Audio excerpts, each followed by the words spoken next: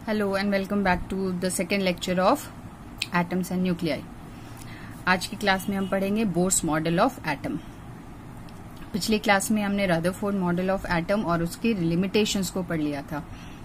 तो Rutherford model के according जो एटम होता है वो उसमें जो पॉजिटिव चार्ज है वो सेंटर पे सिचुएटेड होता है, टोटल मास जो है वो सेंटर पे सिचुएटेड होता है, नेगेटिव चार्ज जो है रिवॉल्व करता है सर्कुलर ऑर्बिट्स पे अराउंड द न्यूक्लियस। लेकिन उस मॉडल में कुछ लिमिटेशंस था जो कि जैसे कि स्टेबिलिटी ऑफ एटम को एक्सप्लेन नहीं कर पाया रदरफोर्ड मॉडल। तो ये सारे और लाइन स्पेक्ट्रम ऑफ एटम जो है उसको भी नहीं एक्सप्लेन कर पाया। तो नील बोर एक साइंटिस्ट था जिसने रदरफोर्ड मॉडल को ही यूज करके और क्वांटम थ्योरी को यूज करके एक नया मॉडल प्रेजेंट किया जिसमें उसने रदरफोर्ड मॉडल के जो लिमिटेशंस है उसको ओवरकम किया। और इस मॉडल को कहते हैं Bohr's model of hydrogen and hydrogen like atoms.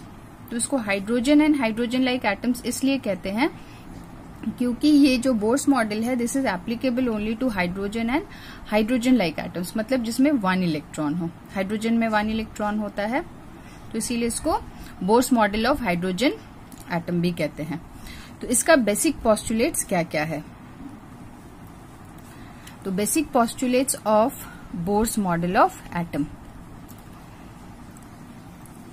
जो फर्स्ट पोस्टुलेट है that is according to Bohr, electron revolve only in those orbits in an atom in which their angular momentum is equal to integral multiple of h/2π।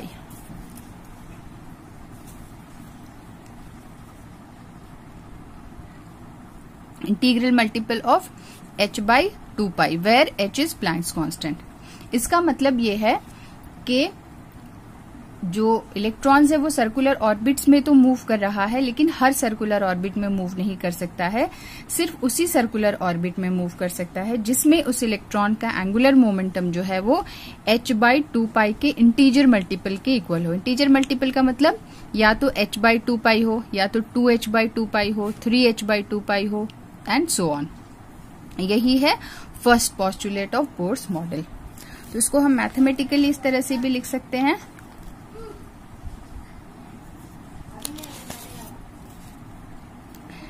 कि अगर कोई electron किसी orbit में जिसका radius r है move कर रहा है तो उसका मास m है, इलेक्ट्रॉन का v है वेलोसिटी, तो एंगुलर मोमेंटम जो होता है वो होता है mvr and this must be equal to nh/2π where n is any integer. तो इंटीजर का मतलब 1, 2, 3 एंड एटसेट्रा। इसको प्रिंसिपल क्वांटम नंबर भी कहते हैं where n is also called principal quantum number. And this whole condition that is mvr is equal to nh/2π, इसको bourse quantization condition भी कहते हैं। So equation 1 is called Bohr's quantization condition and the allowed orbits are called stable orbits. Allowed orbit मतलब जिस orbit में electron move कर सकता है, जिसमें जो एंगुलर मोमेंटम हो nh/2π हो, उसको हम अलाउड ऑर्बिट कहते हैं या परमिटेड ऑर्बिट्स। तो उसको हम कहते हैं स्टेबल या स्टेशनरी ऑर्बिट। इसमें एक तो क्वेश्चन जो आता है वो basic postulates of Bohr's model, और उसमें शॉर्ट एक जो वेरी शॉर्ट आंसर टाइप, जैसे 2 मार्क्स में क्वेश्चन कभी कभी पूछता है what is Bohr's quantization condition.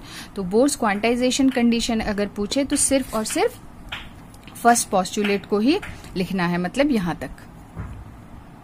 और अगर पोस्टुलेट पूछे तो जिसके 3 पोस्टुलेट है तीनों को लिखना है। इसके बाद है second postulate that is the electrons do not radiate energy while revolving in stable और स्टेशनरी ऑर्बिट्स। मतलब क्या है, बोर के अकॉर्डिंग अगर अलाउड ऑर्बिट्स में जब रिवॉल्व करेगा तो कोई भी एनर्जी रेडिएट नहीं करेगा। रेडिएट नहीं करेगा मतलब कि इलेक्ट्रॉन जब कोई भी एनर्जी रेडिएट नहीं कर रहा है, कोई एनर्जी का लॉस नहीं हो रहा है, मतलब उसी ऑर्बिट में ही मूव करता रहेगा। तो इससे ये जो स्टेबिलिटी ऑफ जो एटम है वो एक्सप्लेन हो जाता है, मतलब ये इसी ऑर्बिट में रहेगा, इसका मतलब है कि वो स्टेबल है एटम। इसके बाद है third postulate that is electrons radiate energy only when they jump from higher energy orbit to lower energy orbit. तो यहाँ पे जो थर्ड पोस्टुलेट ये कहता है, क्योंकि हमें लाइन स्पेक्ट्रम ऑब्जर्व होता है एटम का, तो वो लाइन स्पेक्ट्रम कहाँ से, मतलब एनर्जी रेडिएट हो रहा है, तो वो एनर्जी रेडिएट होता है कब, जब इलेक्ट्रॉन एक ऑर्बिट से दूसरे ऑर्बिट में जंप करे। मतलब जब हायर ऑर्बिट से लोअर ऑर्बिट में जंप करेगा तो एनर्जी रेडिएट करेगा, एमिट करेगा, और जब लोअर ऑर्बिट से हायर ऑर्बिट में जाएगा तो एनर्जी अब्सॉर्ब करता है। तो जब ऑर्बिट का में एक्सचेंज होगा तो एनर्जी जो है वो रेडिएट होगा, और जितना डिफरेंस होगा दोनों ऑर्बिट के एनर्जी का, उतना ही अमाउंट ऑफ एनर्जी रेडिएट करता है। और ये ओरिजिन है लाइन स्पेक्ट्रम का, जो रदरफोर्ड ने एक्सप्लेन नहीं किया था। तो ये 3 पोस्टुलेट है अकॉर्डिंग टू बोर। तो यहाँ पर थर्ड पोस्टुलेट के according, suppose this is higher energy level N2 जिसका एनर्जी है E2, और ये है कोई लोअर ऑर्बिट N1 जिसका एनर्जी है E1। तो अगर हायर ऑर्बिट से लोअर ऑर्बिट में इलेक्ट्रॉन जंप करेगा तो ये दोनों एनर्जी लेवल के जो डिफरेंस है उतना ही अमाउंट ऑफ एनर्जी रेडिएट करेगा। मतलब ये जो h न्यू है ये रेडिएट कर रहा है एनर्जी, तो ये इक्वल हो जाएगा E2 minus E1। So that is, if E1 is energy of lower orbit, E2 is energy of higher orbit, and nu is frequency of emitted radiation, then according to Bohr, h nu will be equal to E2 minus E1, और यहाँ से nu will be equal to E2 minus E1 by h, and this is known as Bohr's frequency condition। तो ये हो गया bore का postulates. इसके बाद हम देखेंगे कि ये रदरफोर्ड के सारे लिमिटेशंस को एक्सप्लेन तो करता है, लेकिन इसके साथ साथ बोर्स मॉडल के भी अपने कुछ लिमिटेशंस हैं।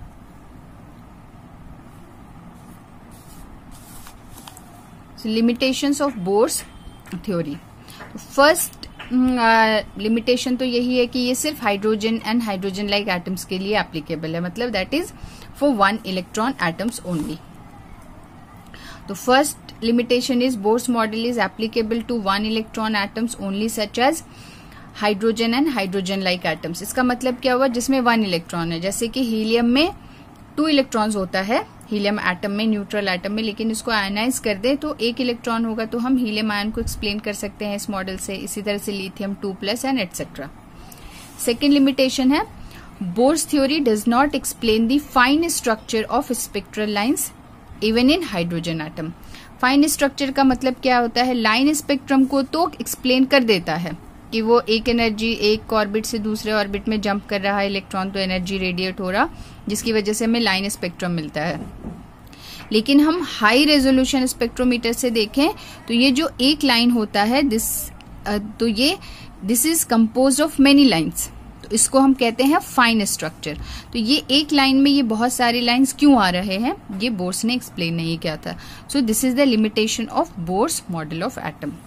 और इसके अलावा this theory does not explain the distribution of electrons in different orbits.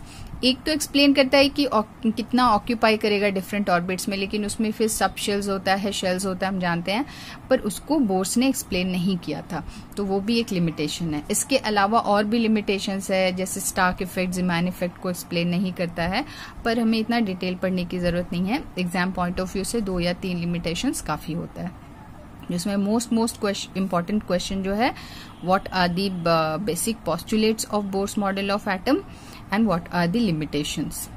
तो रदरफोर्ड मॉडल या बोर्स मॉडल दोनों में से कोई एक तो डेफिनेटली आपको एग्जाम में मिलेगा ही ये क्वेश्चन। तो ये आज की क्लास में बोर्स मॉडल का पोस्टुलेट कंप्लीट हुआ है। नेक्स्ट क्लास में हम बोर्स थ्योरी को, मॉडल को यूज करके बोर के अकॉर्डिंग जो ऑर्बिट का रेडियस क्या होता है, इलेक्ट्रॉन का एनर्जी क्या होता है ऑर्बिट में, ये बोर के पोस्टुलेट को यूज करके हम उसके एक्सप्रेशंस को फाइंड करेंगे। तो आज की क्लास में इतना ही है। Thank you.